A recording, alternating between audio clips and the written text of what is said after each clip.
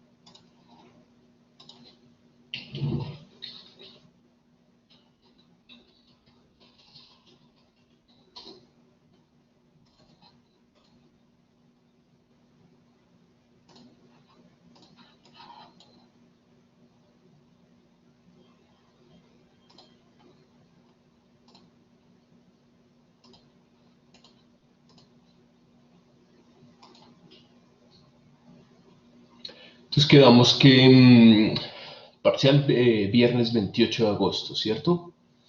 Hoy yo les dejo el segundo taller de preparación para el parcial. ¿Les parece si lo entregan el martes 25? Una clase antes del examen. Y ese día resolvemos el taller para que tengan buen panorama del tipo de ejercicios. ¿Ok? Sí, perfecto. Listo. Entonces, taller 2 para el martes 25 de agosto.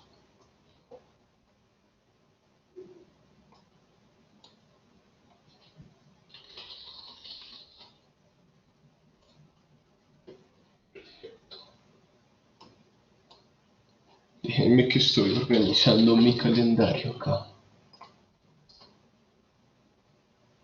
Ok. Sí, Santiago. Hola Nicolás, mira, me quedó una pregunta de la anterior clase. ¿El salario real sería entonces igual al producto marginal del trabajo y, y la tasa de alquiler real del capital sería igual también al producto marginal pero del capital? Exacto, sí. Y eso pasa en equilibrio.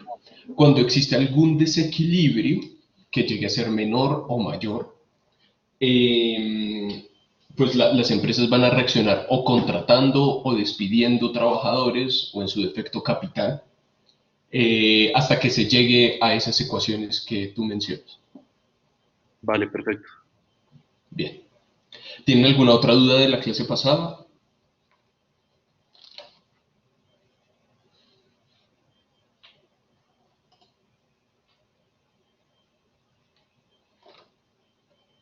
Ah, No, señor. revisemos también el taller el 1. Talleres para que vean la solución.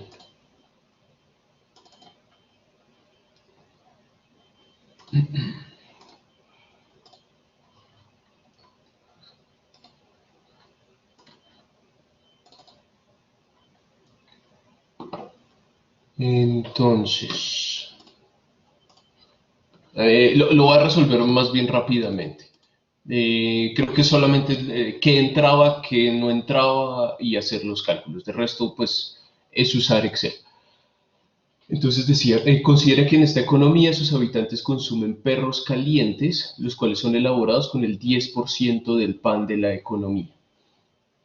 Es decir, todos los perros calientes entran porque son bienes finales Parte del pan se utiliza para perros calientes, entonces esa parte no entra porque esa parte sería un bien intermedio. Entonces el 90% del pan entraría en la economía. Entonces acá el 90% del pan es consumido como un bien final. Entonces sería 0.9 por P por Q. Los perros calientes entran, el pan entra, las obras civiles. ¿Cuáles son las obras civiles acá?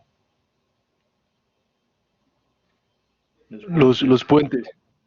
Exacto, los puentes entran, los inventarios, como son de bienes duraderos, siempre entran. Si ustedes revisaron el cuadrito que habíamos dicho, que en cualquier caso, o sea, que contraten o no contraten más factores de producción, los inventarios entran dentro del PIB. Y de hecho, estos harían parte de la inversión, del componente de inversión de la economía. No era necesario en el taller separar consumo, inversión, gasto público. Sé que muchos lo hicieron muy bien. Esto entraría dentro de la inversión, inventarios. Sí, Andrea. Disculpa, Nicolás, ahí me surgía una duda y fue en lo que más me costó. De pronto lo explicaste y no te puse atención o estaba distraída. Yo entendía que los automóviles usados no entraban porque eran usados, o bueno, las bicicletas de segunda mano, por ejemplo, pero no, o sea, no entendía al final por qué no se tenían que tener en cuenta. O sea, yo tuve que pedir ayuda porque no me cuadraban, como, o sea, con la gente que estaba como comparando respuestas, no me cuadraban. Entonces sí, fue por ese factor, por los automóviles. Perfecto, bien. No entraban, pues porque estos son los únicos bienes que son producidos al interior. Es decir, ¿dónde se producen los automóviles? Afuera. Entonces serían como importaciones. Entonces por eso esos no entraban. Es decir, si yo les digo tales bienes y servicios son producidos al interior, solamente esos entran. No, ninguno más entra. El resto son importados. Esos no. Sí, Andrés. Nicolás, yo tengo una pregunta. Es que yo no sé por qué pensaba que todos los productos que se importan se le restan al PIB. De acuerdo, lo que sucede es que, digamos, si uno fuera a calcular consumo, Andrés, digamos que el consumo de los hogares, y los hogares consumen automóviles. Entonces, normalmente ahí se cuentan los automóviles y luego uno los resta después. Eso sería exactamente igual a no incluirlos. Ok, ¿Sí queda claro? listo. Entonces, o sea, yo no menciono eso porque se me hace que es una complicación innecesaria por el momento. Lo mejor es no incluir los importados. Ok, listo, gracias. Bien, bien, buena pregunta. ¿Y bicicletas de segunda mano? Pues no, porque son de segunda mano. Las nuevas sí se producían, pero acá no hay nuevas, pues esas sí deberían entrar. Entonces tenemos esto. Calculé PIB nominal de esta economía. Déjenme y comparo estos. Sí, este es el mismo. Listo. Entonces, PIB nominal sería P por Q más, ¿se alcanzan a ver la fórmula que está acá arribita? Sí, señor. Perfecto.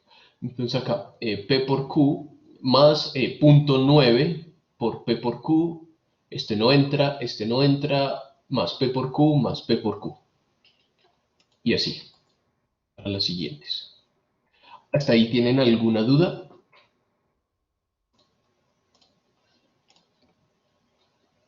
No, perfecto.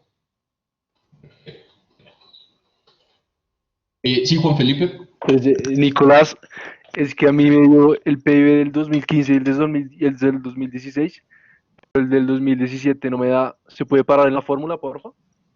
Sí, de pronto hay algún errorcito. Porque los otros dos sí me dieron, Perfectos. sí. Ok, no es la misma fórmula. Esto por esto, punto 9. De pronto acá hay algún dato diferente. De pronto fue, supongo yo que ustedes lo digitaron en Excel esto. De pronto fue algún error de digitación, Juan Felipe. Sí, yo lo digité. ¿Usted nos podría subir ese archivo para revisarlo, porfa? Ok, está bien. Listo, gracias. Listos. Bien. Ok. PIB real es la misma idea, solamente que fijando los precios del año base. Entonces acá utilizando como año base 2015. Entonces le colocan a los precios todo fijo. Acá este también y acá este también. Precios fijos. ¿Sí, Andrea? Nicolás, pues yo ahí me surgía como una duda. Yo lo había hecho así como tú lo hiciste, pero pues con los compañeros que como comparé, pues no me daba lo mismo y pues yo confiaba plenamente en ellos porque pues sí, no tenía otra referencia y siento que ahí como, pues tengo yo un problema como de comunicación. Ahí en el enunciado dice como que los bienes, es que no tengo el enunciado, pero decía como que tocaba restarle por alguna razón, mira, decía, los cuales son elaborados con el 10% del PAN de la economía. Yo lo que hice fue restarle cuando como que vi, le resté ese 10% cuando sumé, digamos, los perros calientes y el pan. Le resté ese 10% a los panes. ¿Eso no tocaba hacerlo? Porque es que de pronto... Sí, es exacto. O sea, tu intuición es correcta. No sé si la fórmula en que lo pusiste es correcta, pero la idea era solamente colocar el 90% del pan. O sea, como tú mencionas, quitarle el 10%. Pero no era acá menos 10% del pan, sino es pues de todo el pan quitarle el 10.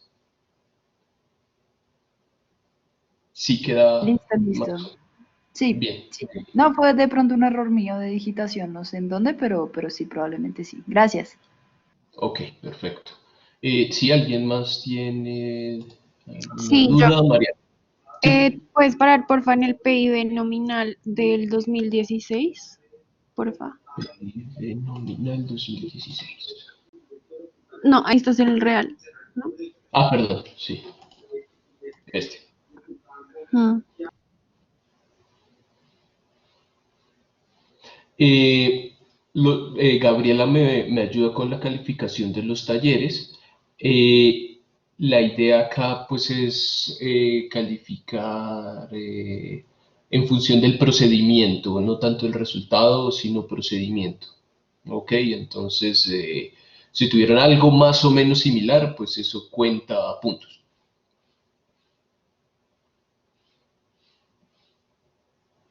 Gracias. Bien, listo. Eh, Ahora, se calcula el crecimiento del PIB nominal y real en 2016 y 2017. Entonces era solamente aplicar la fórmula de cambio porcentual a cada uno de ellos.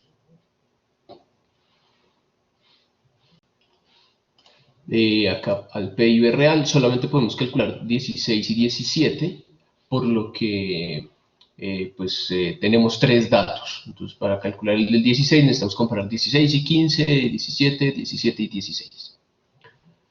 ¿A qué se deben sus diferencias? La idea era que acá colocaran sencillamente la definición del nominal y del real. Real crece a la tasa que crecen las cantidades, nominal crece a la tasa de las cantidades más la de los precios. ¿Hasta ahí tienen alguna duda?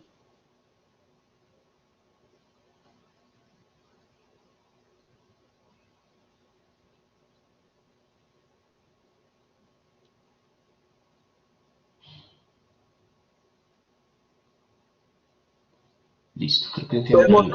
¿Puedes mostrar otra vez cuánto dio? ¿Cuál, Juan Ignacio? Sí, Juan Ignacio. Sí, ese no, es que estaba viendo. Ya comprobé, gracias. Ah, bien, listo, listo. Sí, Mariana. No, pues es que tenemos exactamente como la misma fórmula y eso, pero no sé por qué nos da diferente. ¿Tienes estos mismos datos de los PIBs? Sí, Si no, debería dar lo mismo. De pronto no lo pusiste en porcentaje. no, sí, de hecho lo tengo en porcentaje.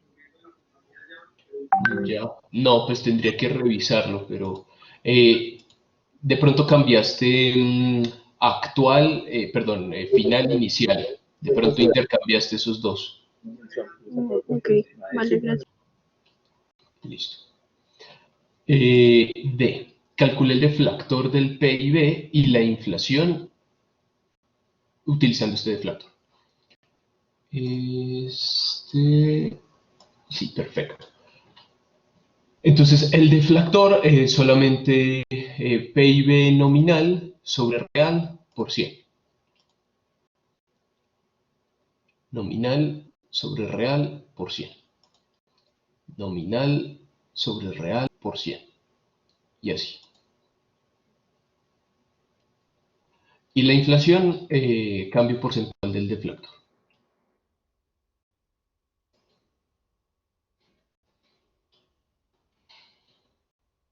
Ok. Creo que este era tal vez de los más sencillos y de los crecimientos.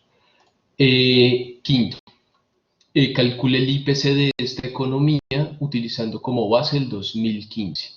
Además, calcule la inflación con base en el IPC. Entonces, acá tenían que tener en cuenta que un consumidor dedica el 20% a perros calientes, 10% al pan, 40% a automóviles. Ojo, acá pueden incluirse importaciones, que era lo que me preguntaba Andrea ahorita, y 30% de bicicletas, que ojo, también puede contener bienes y servicios usados, que no están dentro del PIB. Entonces acá para el IPC tenían que calcular, lo pueden hacer separado, acá yo lo tengo en la misma fórmula, tienen que calcular el costo de la canasta hoy sobre el costo de la canasta en el año base, que pues para el año base eso van a ser iguales, entonces nos da 100. Entonces acá harían punto 20 por el precio de los perros calientes, punto 1 por el precio de pan, punto 4 automóviles, punto 3 bicicletas. Dividido lo mismo, pero para el año base. Y así. Si les dio el IPC. Sí. Perfecto. ¿Alguna duda hasta ahí? No. Listo. Entonces, inflación, sencillamente cambio porcentual del IPC.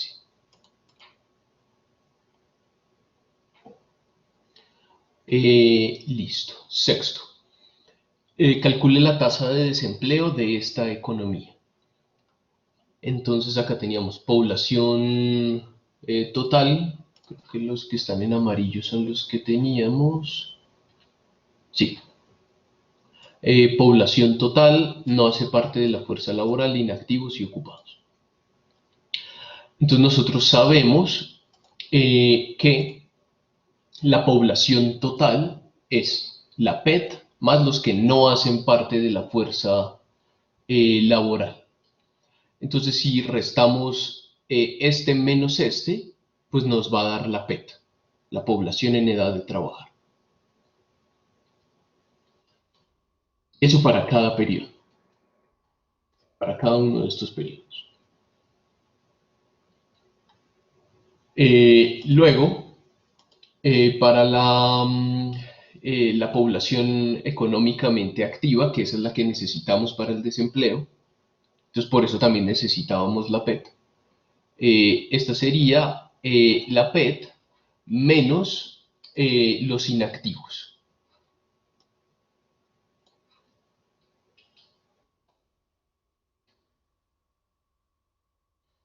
Y para la tasa de desempleo solamente, bueno, no, mentiras. Necesitamos los desempleados que esos al final van a ser, nosotros tenemos que la PEA, la población económicamente activa, son los ocupados más los desempleados. Entonces, si despejamos de ahí los desempleados, eso sería la PEA menos los ocupados, que van a ser 10 millones. Y para la tasa de desempleo, sencillamente tomamos desempleados sobre PEA por 100. ¿Les dieron esas tasas de desempleo? Porfa, responda.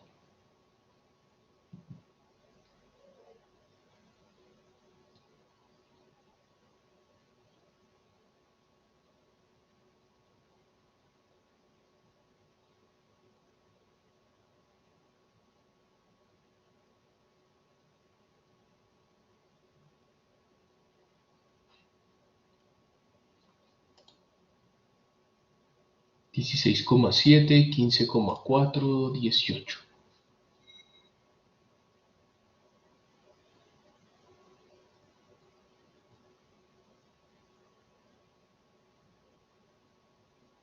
Perfecto. Listo. ¿Tienen alguna duda adicional del taller?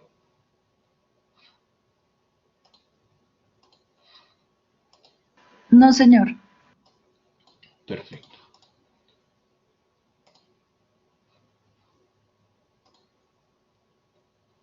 Listos. Entonces arranquemos la clase de hoy. La clase pasada nos quedamos hablando de la demanda de factores de producción. Hoy vamos a hablar de la demanda de bienes y servicios.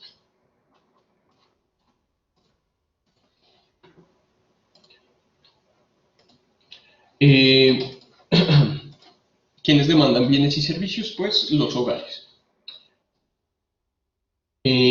Y esa demanda de bienes y servicios la vamos a caracterizar en función de la ecuación macro fundamental. Que esto es lo que ustedes ya conocen, que es Y igual a C más I más G. Vamos a asumir, el momento en el siguiente corte cambiamos esto, que la economía es cerrada. Entonces, no exportamos ni importamos bienes y servicios. Entonces vamos a arrancar con el consumo de los hogares. Lo que vamos a hacer ahora es tratar de determinar, oiga, qué factores son los que determinan la demanda de bienes y servicios de consumo, de bienes y servicios de inversión y del gasto público del gobierno. Entonces vamos a arrancar por el consumo de los hogares. Esta sí. El consumo usualmente representa 2/3 del Producto Interno Bruto.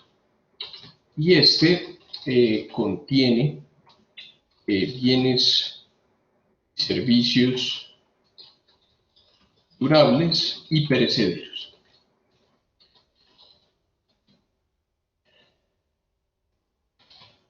Para determinar el consumo en un momento del tiempo, usaremos la función de consumo keynesiana.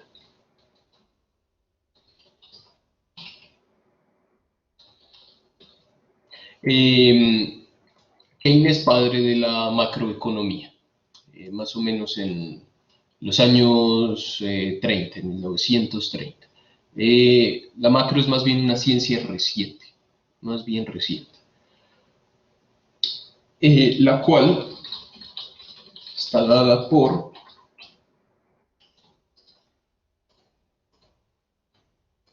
nosotros vamos a decir que el consumo de la economía en fórmulas va a depender de un parámetro C barra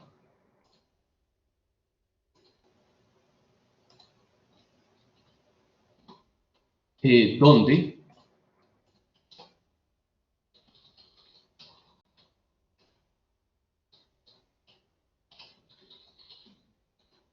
C barra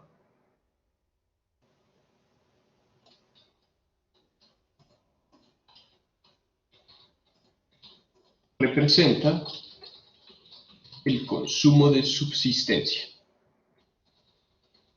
consumo mínimo que una persona necesita, más otro parámetro que lo vamos a llamar propensión marginal a consumir,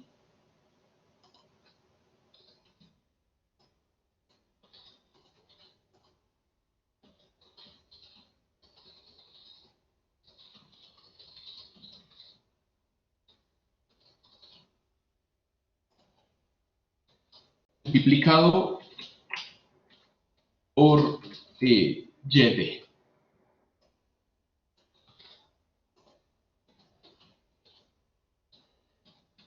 Y este va a ser el ingreso disponible. Disponible hace referencia a que es después de impuestos. El ingreso que nos queda después de que el gobierno nos cobre impuestos. ¿Queda eso claro? ¿Alguna duda hasta ahí? ¿Puedes repetir, por favor, qué significa propensión marginal a consumir? No lo he dicho, pero es qué proporción del ingreso disponible nosotros consumimos.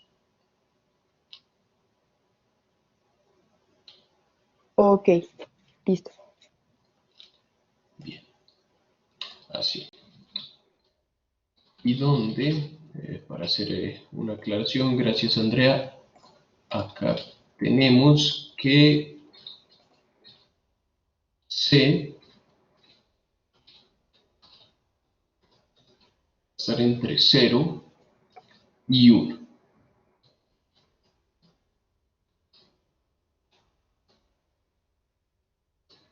Puede ser 0, matemáticamente luego vamos a ver que no puede ser 1. Así. Por eso propensión.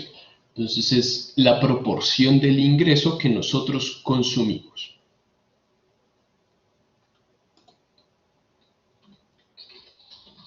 Ahora bien, la definición más amplia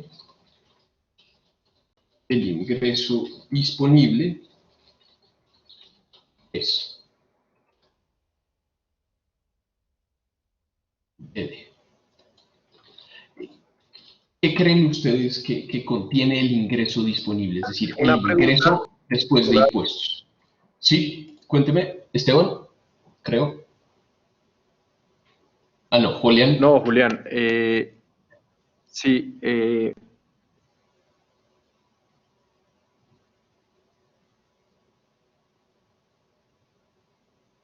Creo que apagó su micrófono, Julián. ¿qué es propensión? Qué pena. Piénselo como proporción también, sinónimo, proporción. Proporción marginal a consumir, que es el porcentaje Listo, del... bueno, muy bien. Bien. ¿Me escuchan bien? Creo que está fallando mucho el internet. Veo que muchos están en rojo de la conexión. Sí, perfecto.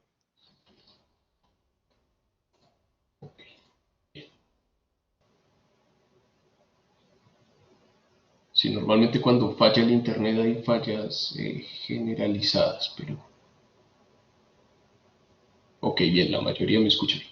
Entonces, ¿qué creerían ustedes que tiene el ingreso disponible? El ingreso después de impuestos, ¿qué tienen las personas de ingreso que pueden utilizar para consumir? Pues sería su salario después de impuestos. Exacto, el salario. Entonces tenemos Y. Ahora, ¿qué tipos de impuestos pueden existir? El de renta. El de renta, ¿qué otro? Al consumo. ¿Qué cosa, perdón? No escuché. Al consumo. Al consumo, también, ¿qué otro? Patrimonio. Patrimonio, exacto. También hay algunos impuestos, digamos, que son fijos, en el sentido de que nos los cobran a todos sin importar qué tanto estamos consumiendo. Entonces, el impuesto al carbono es un ejemplo de esos. Es decir, podemos categorizar los impuestos en dos. En impuestos que son fijos, entonces acá diríamos Y menos T, que son esos fijos, menos algunos impuestos que son variables, que casi todos lo son, como todos los que ustedes mencionaron, IVA, renta, patrimonio, menos TAO por Y, que sería una proporción de nuestro ingreso. Ahora bien, el ingreso disponible en algunas ocasiones también contempla regalos que da el gobierno o subsidios que da el gobierno a algunas personas. Y eso pues también a ellos les sirve de ingreso para consumir. Entonces acá sumaríamos algo que van a ser las transferencias, que van a ser subsidios del gobierno. Esta es la definición más amplia del ingreso disponible. Normalmente durante el curso vamos a asumir que estos dos últimos van a ser cero, pero podemos cambiarlo. Esta es la definición más amplia.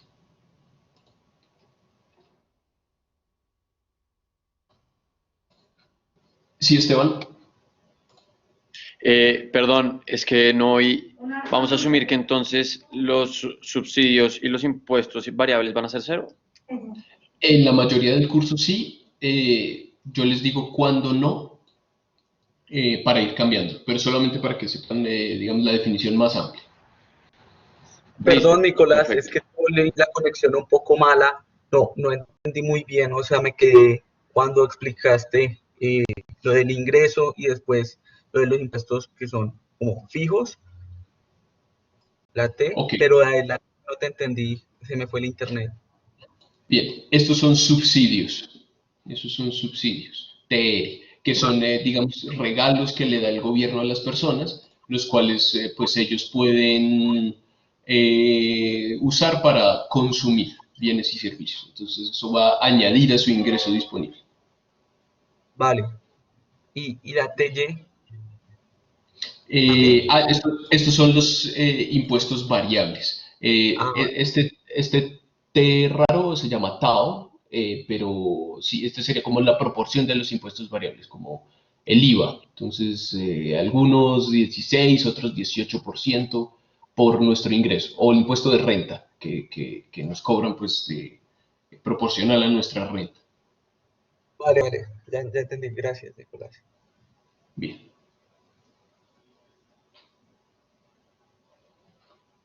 Entonces ahora supongan que nosotros graficáramos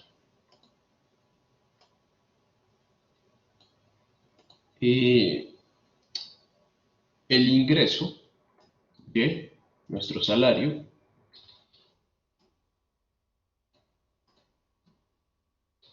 contra el consumo.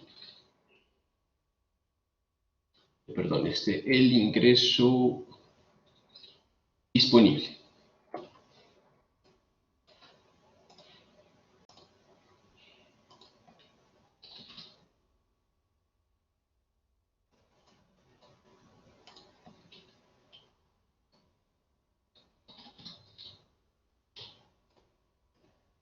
¿Qué pendiente tendría esto? Positivo. Positivo, de acuerdo. Tener pendiente positivo. ¿Cuál sería el punto de corte de esto? ¿Cuál sería el valor que está acá? Cuando Y de 0, ¿cuánto sería el consumo? Pues sería también cero, ¿no? No, Si no hay ingreso, no hay... Sería el de subsistir, de pronto. exacto, consumo de subsistencia.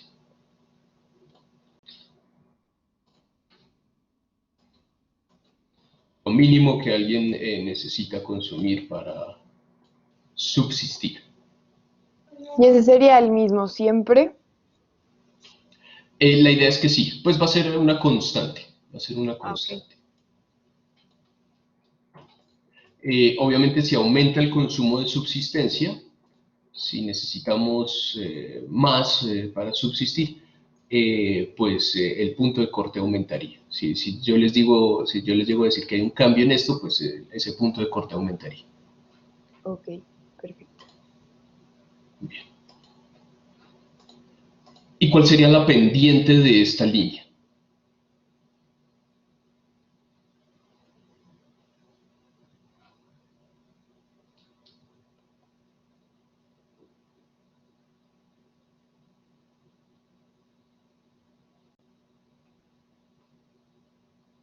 ¿Puedes repetir la pregunta, por favor? ¿Cuál sería la pendiente de esta línea? Positiva. Sí, pero en términos de todos estos parámetros, ¿cuál sería? No sé si la propensión marginal a consumir. Exactamente, sí. ¿Quién dijo eso? Yo, Andrés Felipe. Andrés, listo, perfecto. Gracias, Andrés.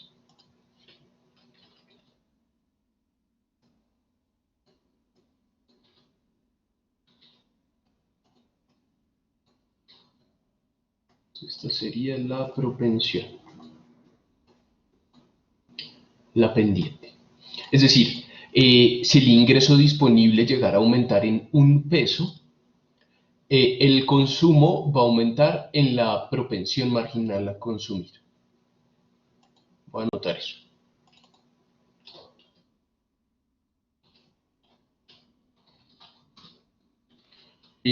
Si el ingreso disponible aumenta en 1 peso, cualquier unidad, cualquier moneda, entonces el consumo aumenta en la propensión marginal a consumir.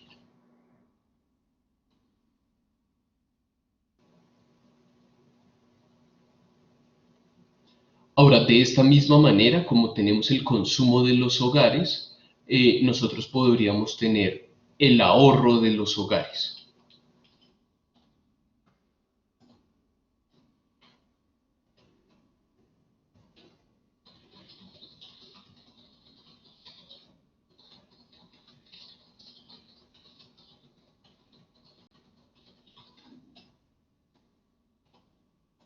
Entonces, intuitivamente, ustedes dirían que el ahorro es igual a ¿qué?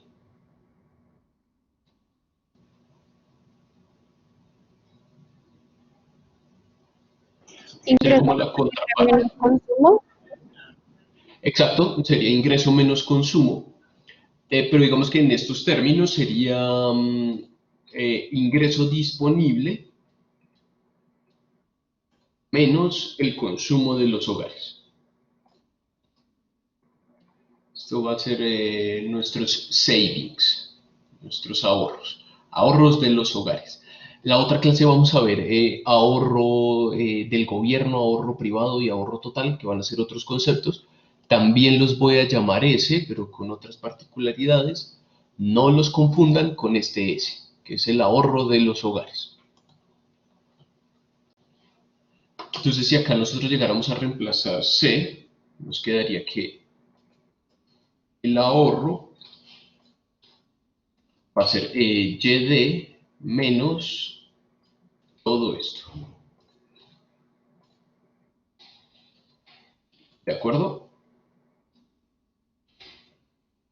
Acá nos quedaría que el consumo va a ser menos C barra más 1 menos la propensión marginal a consumir por el ingreso disponible. ¿Sí, Esteban? Entonces, la propensión marginal a consumir es la derivada del consumo. Exacto, sería la derivada del consumo con respecto al ingreso disponible.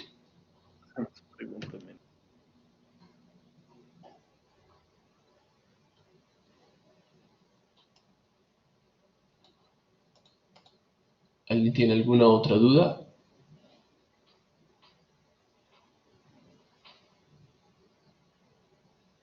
Ok, listo. Entonces este número de acá, nosotros lo llamaríamos la propensión marginal a ahorrar. Sería, si aumenta el ingreso disponible, pues también va a aumentar el ahorro. Les voy a hacer una pregunta de selección múltiple. Está como quiz, Nicolás. ¿Todos están conectados? Veamos, depende de eso. Vale, sí, señor. Sí, creo que todos están, ¿cierto? Hagámoslo, creo que les va a ir bien. Cuantas más hagan y si les va bien, entonces creo que es mejor.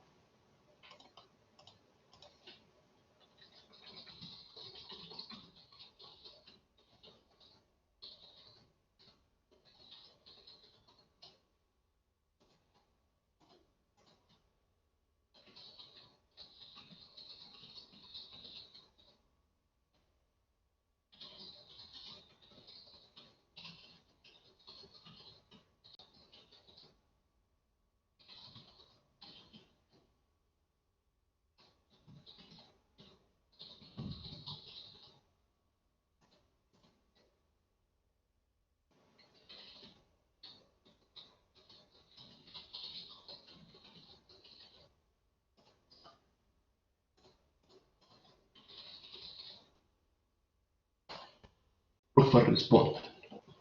Creo que justo alguien se desconectó. Ok.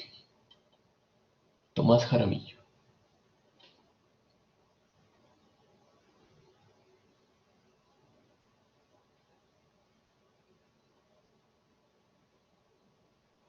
Si aumenta el ingreso disponible, entonces aumenta el consumo de los hogares, aumenta el ahorro de los hogares, las dos. Se compensa el cambio en el consumo y en el ahorro, es decir, lo que aumenta el consumo cae en ahorro, o ninguna. Pero Nicolás, eso no sería como muy depende del hogar. En agregado, digamos, sí, de acuerdo, pero estas fórmulas son del agregado, de todo el consumo y todo el ahorro de todos los hogares. Listo. Sí, Esteban. Ese es ahorro, ¿cierto? Sí. Les voy a seleccionar las cosas importantes acá.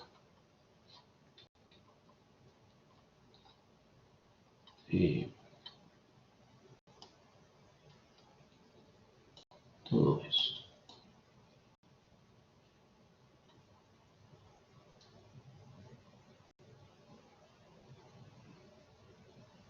Yo, Tomás Jaramillo. Sí, me acaba de escribir que sí lo podemos esperar un minuto, que ya le está cargando. Está bien, sí, esperemos.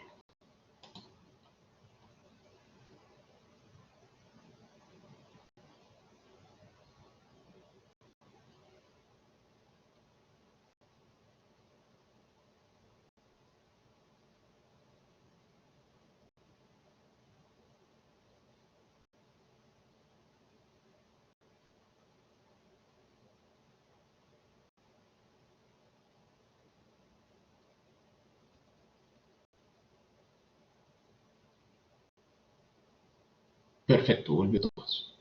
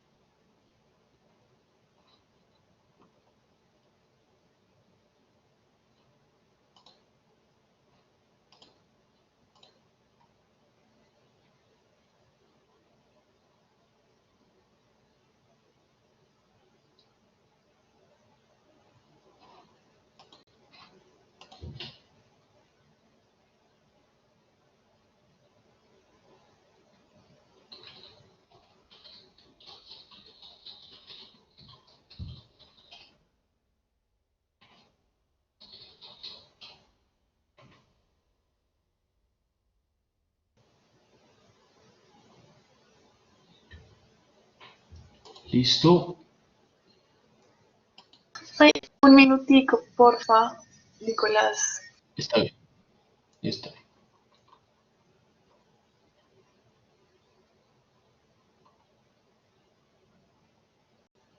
Nicolás, una pregunta. Apenas acaba la clase, ¿tú subes este documento?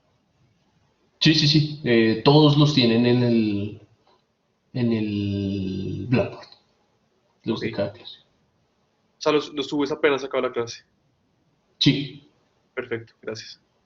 Bien.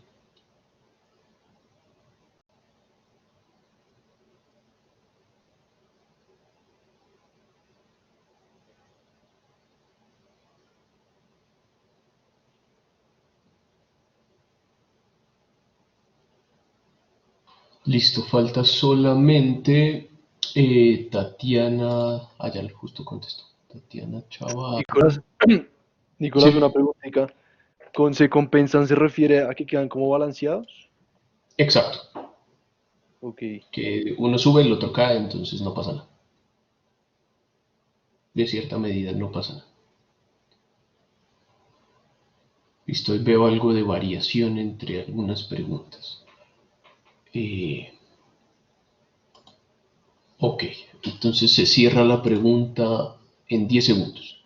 10, 9, 8, 7, 6, 5, 4, 3, 2, 1.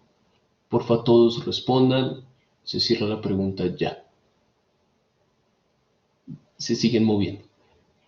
Ok, listo.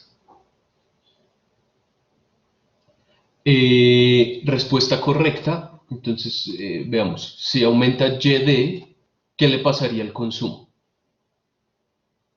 Aumenta. Aumenta, claro, ¿cierto? Pendiente positiva.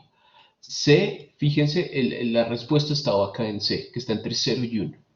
Propensión marginal a consumir. Ahora, este es el ahorro. Si aumenta el ingreso disponible, ¿qué le pasaría al ahorro teniendo en cuenta que la propensión marginal está entre 0 y 1?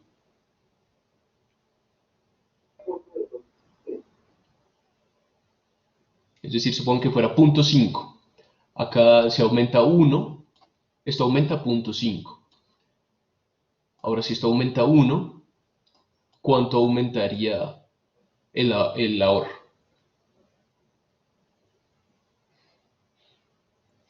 $0.5. Exactamente. Es decir, aumenta el consumo y aumenta el ahorro. Entonces supongan que hay un hogar que, o bueno, en el agregado todos los hogares tienen más ingreso disponible, pues van a consumir más y también van a ahorrar más, porque no todo lo que les llega de ingreso lo consumen. Entonces, las dos. Entiendo que hay una contraposición entre consumo y ahorro. El ahorro es lo que dejamos de consumir, el consumo es lo que dejamos de ahorrar, pero si nosotros ganamos más, pues de todas formas vamos a tener más consumo y más ahorro. Entonces, respuesta correcta sería la 3. Pero entonces, lógicamente, estaban mal mal escritas las preguntas. ¿Sí? ¿Les parece? ¿Por qué? Porque dice aumenta solo el ahorro y aumenta solo el consumo. Entonces, lógicamente, la 3 no puede ser Sí, cierta. tampoco estaría bien. Pues por cómo estaba redactada. ¿Dónde está escrita la respuesta? Pero él explicó antes de... No, pues yo la entendí bien, Nicolás. Ajá, yo Sí, también lo entendí. o sea, es decir, sí, o sea, la 3, 1 y 2 son ciertas, pues es que aumentan cada una, o sea, que las dos son ciertas, que aumenta consumo y ahorro. No estoy tan de acuerdo que esté... No podría Sí. ser solo. Sí, de acuerdo, de acuerdo. De pronto el solo no. Hubiera puesto, si pusiera aumenta consumo, el solo es redundante. El solo es redundante. Igual les fue bien. Nicolás, una cosa. Sí. Sí, yo no sé si usted puede ver eso que está grabando, pero yo puse la 3 y este bicho me aparece como si hubiera respondido la 4. Y pues incluso la discutí, le puedo mandar captura de pantalla y yo ya había puesto la 3. ¿Con quién la discutió? la discutí con Santiago, pero no los va, o sea, no es ilegal No, mentira. discutir, No, ¿verdad? no, tranquilo. Pues la idea es que lo hagan solos, pero está bien. Listo, fresco. Entonces voy a ir contando los que la tuvieron bien. Andrea Zula, al final, los que les haya pasado eso, díganme eso honestamente y yo lo tengo en cuenta. Andrea Zula, Camila Jaramillo,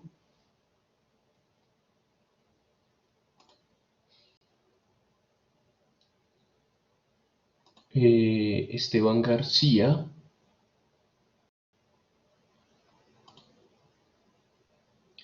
Juan Felipe Guzmán, Juan Ignacio Concha,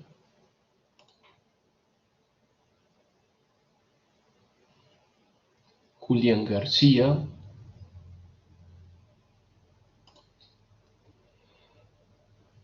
Lucía Vila, María Antonia Mosquera,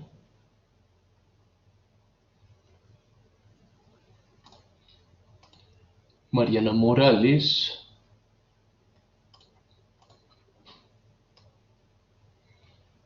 Mateo Jaramillo,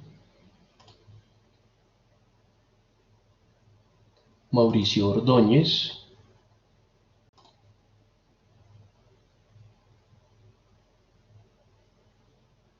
Paloma Restrepo,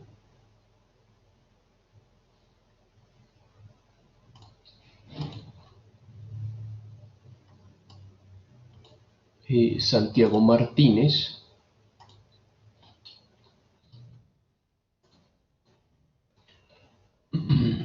Sergio Macías, no, perdón, Sergio no, qué pena Sergio.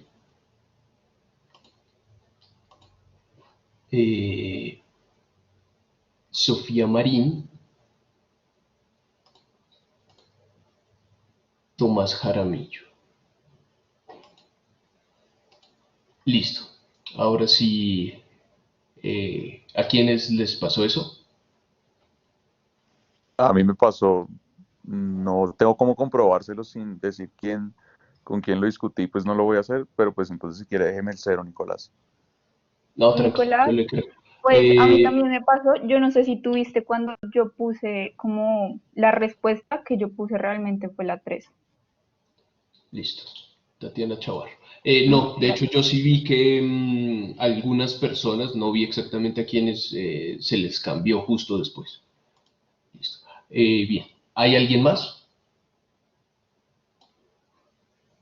¿Alguien sabe dónde está Lola? Lola Díaz no está.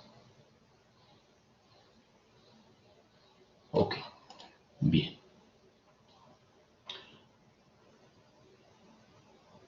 Perfecto. ¿Alguna duda de la pregunta?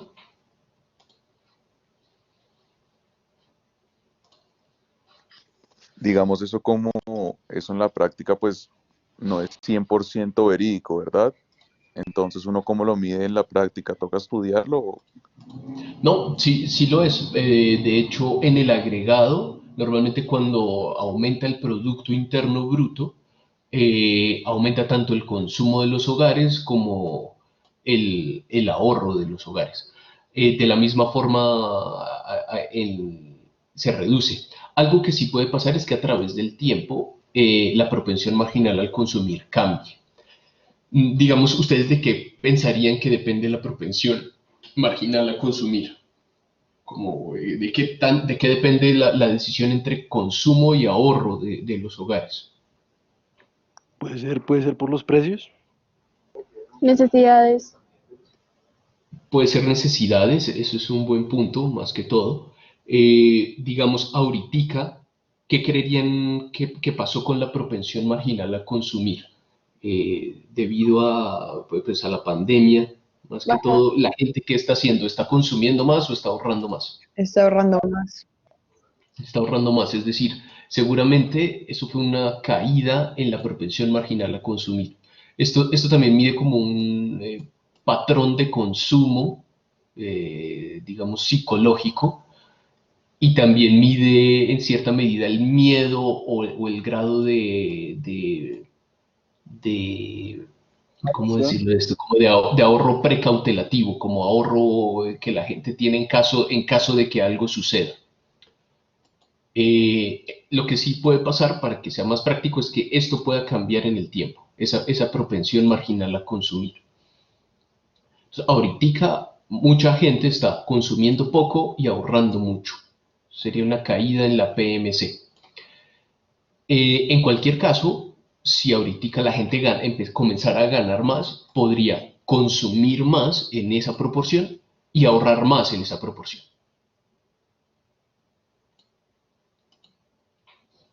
Eso es como más en términos, digamos, prácticos. Ok, entonces este es el consumo de los hogares. La otra parte de la demanda de bienes y servicios es la inversión.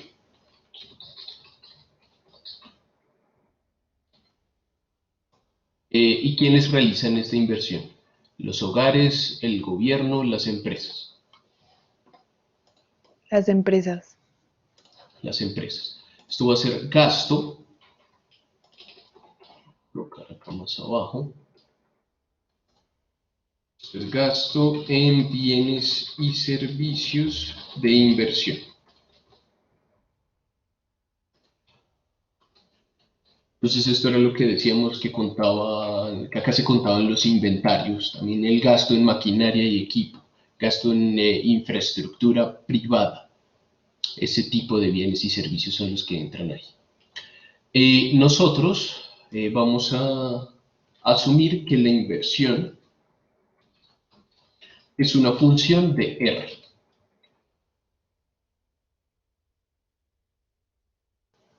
Listo, Santiago. Si no, no se preocupe, dígale porfa a Javier que igualmente la clase va a quedar grabada, pero que pues lo intente, que lo siga intentando. Bien. Donde R es la tasa de interés real. Entonces, ¿a qué le suena esa palabra? Tasa de interés real. ¿Cómo así tasa de interés real?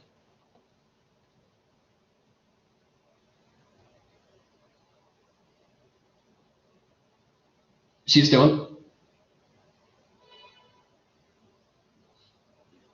Pues podría ser parecido a la tasa, o sea, conceptualmente a la tasa de alquiler real del capital, supongo yo.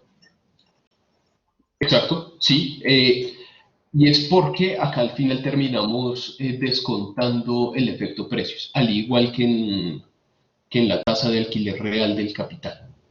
Es decir, esta tasa R va a ser igual a la tasa de interés nominal, que la vamos a llamar I, menos lo que ya hablamos en muchas clases, la inflación.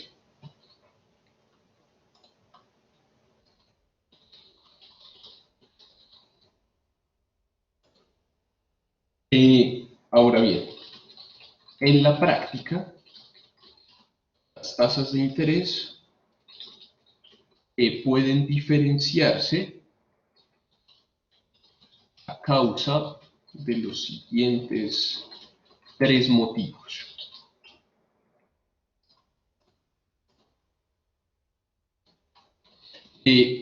Vamos a ver que la relación entre la tasa de interés real y la inversión va a ser inversa, va a ser negativa, va a ser inversamente proporcional. Y para ver que eso es algo general, que esa relación es algo general, pues vamos a analizar esas tres causas de las diferencias en las tasas de interés. Y vamos a ver que en cualquiera de esas tres causas, esta relación es inversa.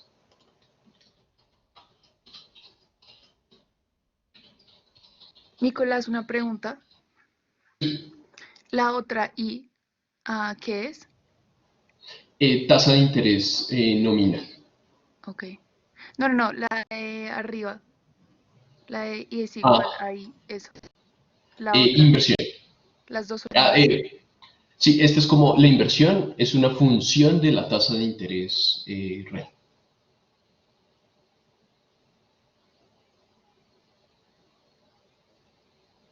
Ok. Entonces, a causa de los siguientes tres motivos. Antes de arrancar esto, me gustaría preguntarles, ¿ustedes qué tasas de interés conocen? ¿Qué tipos de tasas de interés en la práctica? O sea, que tengan nombres, algunas que conozcan. Nicolás, pues la nominal. La real, la continua, la efectiva. Digamos que eso son formas de calcular las tasas de interés, pero, y están muy bien, efectiva anual, continua compuesta, que periódica, mensual, esas cosas. Pero digamos, si ustedes van al banco y dicen, oiga, necesito un crédito, ¿qué tasas le van a dar? O si ustedes van al banco y intentan depositar sus ahorros, ¿qué tasas les van a dar? Cosas así. Pues depende del producto, ¿no? Pues hay tasas como la que pone el Banco de la República, si hay la tasa de la tarjeta de crédito, si no va a sacar una vivienda. Exacto. Entonces, digamos, hay varias, ¿no? En términos de crédito, las tasas de crédito, esas se llaman tasas de colocación de recursos. Estas son las de crédito, porque los bancos desembolsan. Entonces, acá hay muchas, que puede ser la hipotecaria, que es la que mencionan ustedes, o la de crédito de consumo, crédito de libre inversión. Normalmente la de hipotecaria es más bajita que las otras, porque esa tiene un colateral que pues es la casa. Que si la persona no paga, pues le embargan la casa. Entonces, no hay tanto riesgo, la tasa es bajita, relativo a las de consumo. Las otras tasas son las de captación. Estas digamos que son las del ahorro. Que eso es cuando pues, uno va al banco y dice, oiga, yo quiero acá depositar mis ahorros, ¿usted qué tasa de interés me va a dar a mí? ¿Qué tasas de estas conoce? De captación.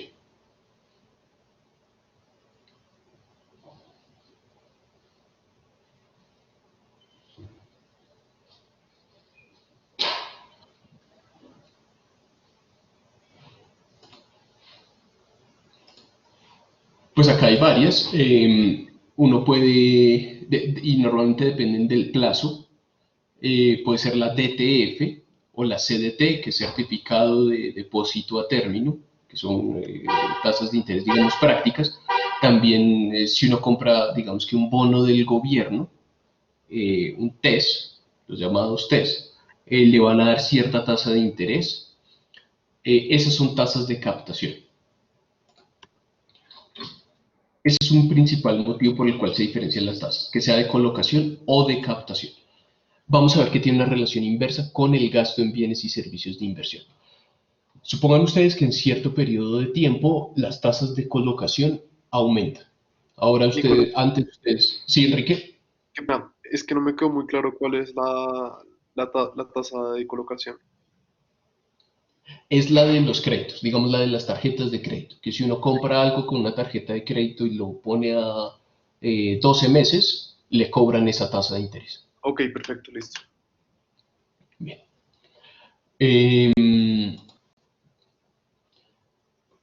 Ahora, supongan que en cierto periodo de tiempo la tasa de colocación es 10% y de repente aumenta al 20%. ¿Qué creen ustedes que pasaría con el gasto en bienes y servicios de inversión? O expresado de otra manera, ¿cómo a las empresas las afecta las tasas de crédito? Pues se disminuye. Seguramente va a disminuir el gasto en bienes y servicios de inversión, exacto, porque esto es, digamos, ustedes tienen un proyecto de inversión en sus cabezas, ustedes quieren hacer una empresa, quieren formar cierto conjunto de bienes y servicios para producir otros bienes y servicios y luego venderlos. Pues necesitan recursos, necesitan fondeo.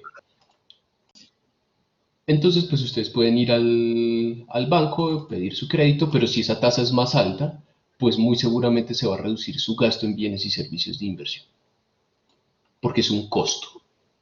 ¿Queda eso claro?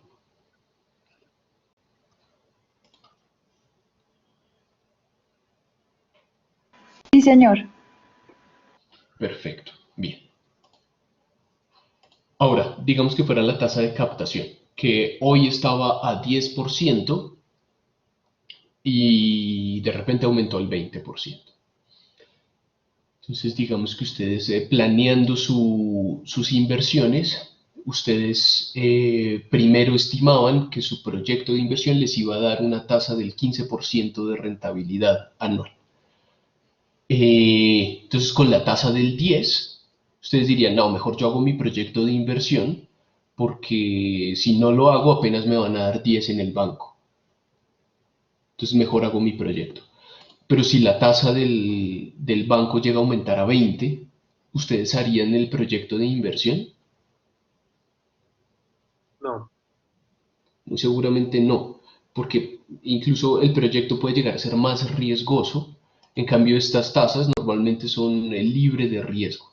Es mucho mejor tener 20% seguros que 15% que tal vez entredicho. Entonces, en cualquier caso, sea la tasa de interés de colocación o de captación, el gasto en bienes y servicios de inversión va a caer.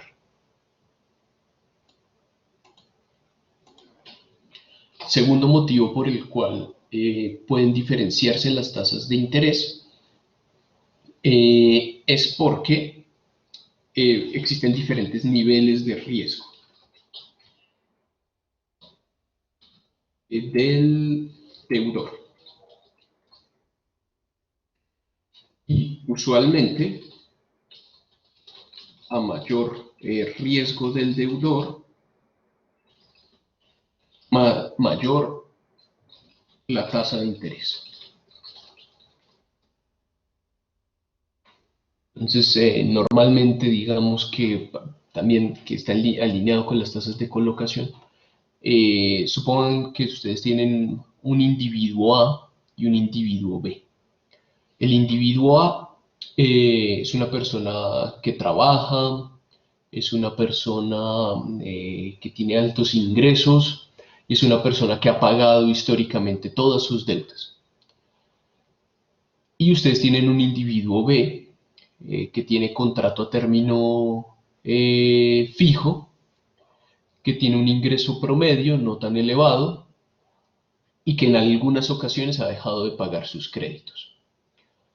Y ustedes son un banco y le van a prestar a esos dos individuos. ¿A qué individuo le cobrarían más tasa de interés? ¿Al A o al B? Al B. Al B. Pues eso es lo de reciprocidad, ¿no, Nicolás? Exacto, exactamente ese término, exacto. Al B porque pues, es más riesgoso, mucho más riesgoso. Ahora supongan que eso pasara con los países. ¿Existe algún país que históricamente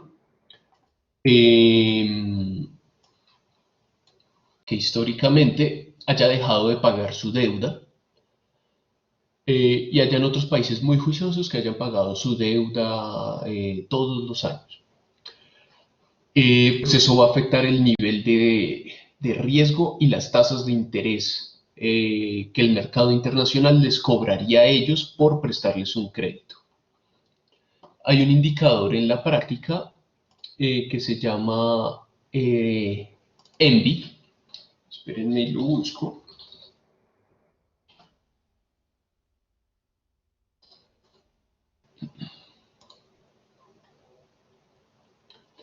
Que está para todas las economías emergentes.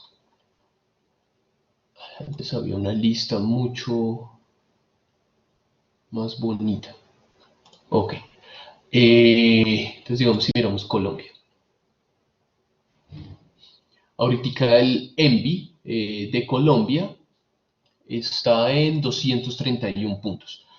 Esto es la tasa de interés por encima que le cobran a Colombia en sus créditos, por encima de la tasa de interés de Estados Unidos. La de Estados Unidos, digamos que es la libre de riesgo.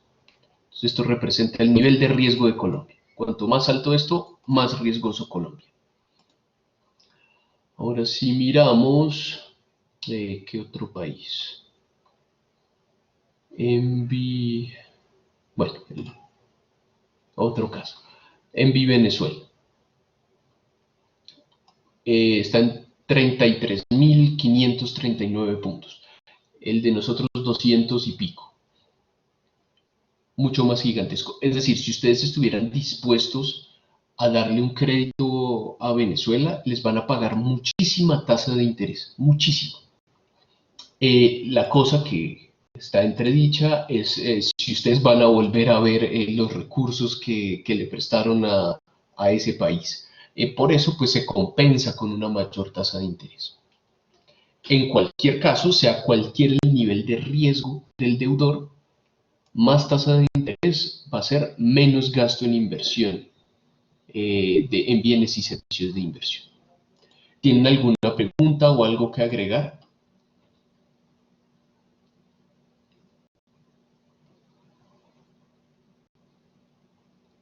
Perfecto. O sea, es relación inversa, por lo que la tasa de interés está relacionada con el riesgo. Exacto, sí. Y digamos, si hay más riesgo, más tasa de interés, pero de todas formas vamos a hacer menos gasto en bienes y servicios de inversión. Acá no se confundan con que esto sea inversión como en bolsa, porque pues, si yo tengo más tasa de interés, pues voy a invertir más en bolsa. Pero esto no es lo mismo, esto es gasto en proyectos de inversión.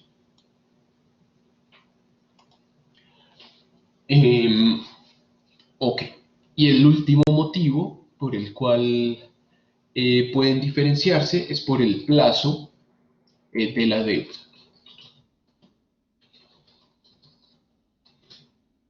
Entonces, por ejemplo, en la práctica, ustedes pueden ir al banco y pueden sacar un CDT, digamos que a 180 días, un CDT a 360 días, o un CDT a 720 días. ¿Qué quiere decir eso? Que ustedes le van a prestar al banco ciertos recursos y en 180 días él les va a devolver todos los recursos con más los intereses. Hay algunos otros tipos de productos que les van devolviendo los intereses mes a mes o cosas así. En principio es lo mismo, pero al final les devuelven todos sus recursos. Esto a un año, esto a 720 días. ¿Cuál de estos creerían ustedes que tiene la mayor tasa de interés? ¿Cuál debería pagar una mayor tasa de interés? El de 720 días. Exactamente. ¿Por qué el de 720? Porque el banco está reteniendo la plata de uno por más tiempo.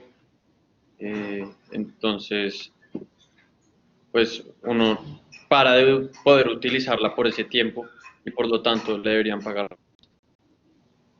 Le van a terminar pagando más, eso es cierto, pero digamos que ustedes calcularan la tasa efectiva anual para eliminar el efecto de que acá vamos a tener más tiempo los recursos, acá vamos a tener menos y acá mucho menos. Que sea tasa efectiva anual, para hacerlo comparable. ¿Cuál debería tener la mayor tasa efectiva anual? ¿Y por qué? ¿360? ¿Qué cosa? ¿360? No, pues la respuesta sí es 720, pero no es por la razón que había mencionado Esteban. O sea, no tiene nada que ver con los movimientos de la plata. No tanto.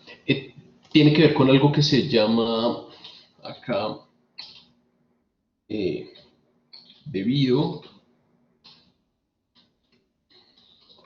a las diferencias en plazo. Exacto, también es eso, Santiago, también es eso. Es decir, estos dos están alineados. Existe una prima de plazo. Es decir, debido a que en 720 días nosotros no sabemos exactamente qué va a ocurrir, normalmente pues se da un bono, algo extra, una prima de plazo, para los que tienen más plazo. Entonces, por ejemplo, si ustedes ahorita consultan estas tasas, la de 180 días está más o menos en 2%, la del 360 días como en el 2,3 y la de 720 más o menos en el 3%, algo por el estilo. Cuanto más plazo les dan una mayor tasa de interés efectiva anual o normalizada a algún periodo. En cualquiera de estos tres casos va a haber una relación inversa entre tasa de interés e inversión. ¿Tienen alguna pregunta hasta ahí?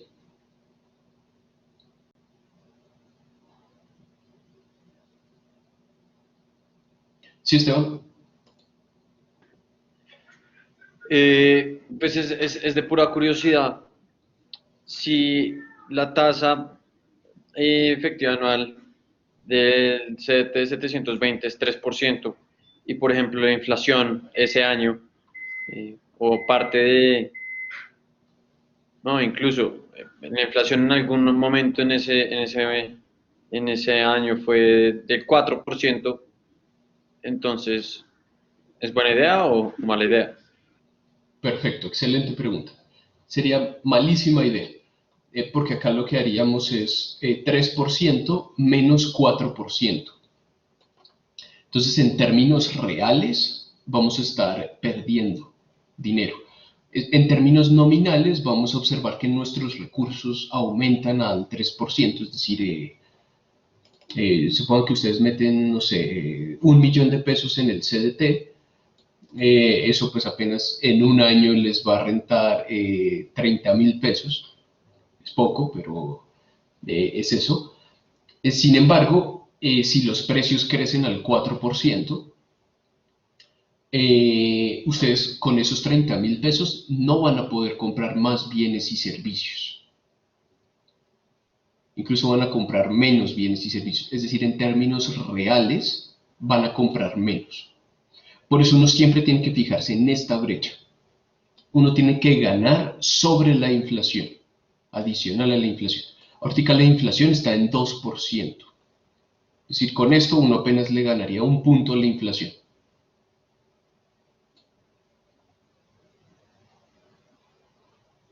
¿Alguna otra duda? Ok, gracias. Bien, perfecto, Esteban.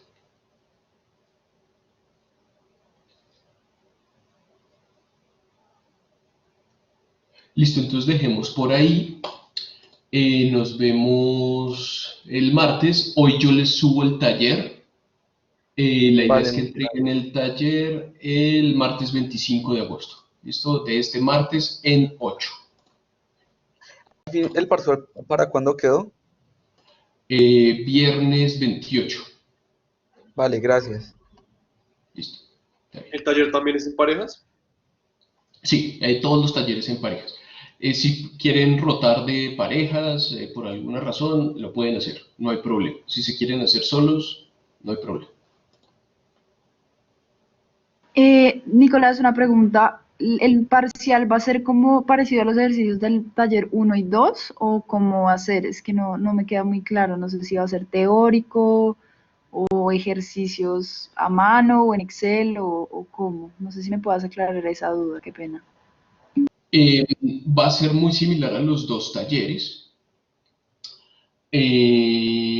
La idea es que todo lo hagan a mano, pero si hay algún ejercicio que consideran que lo tienen que hacer en Excel, adelante, pueden utilizar Excel. No creo que lo necesiten. Estoy pensando hacer un cuestionario de 6 ejercicios, pero yo de forma aleatoria selecciono ustedes qué ejercicios deben hacer, para que de esa manera cada uno tenga como un parcial individual para cada uno. ¿Ok? Listo, Nicolás. Gracias. Chao. Perfecto. Listo. Chao, que tengan buen día. Chao, muchas Chao, gracias. gracias. Chao, Nicolás, que estés bien. No, chao.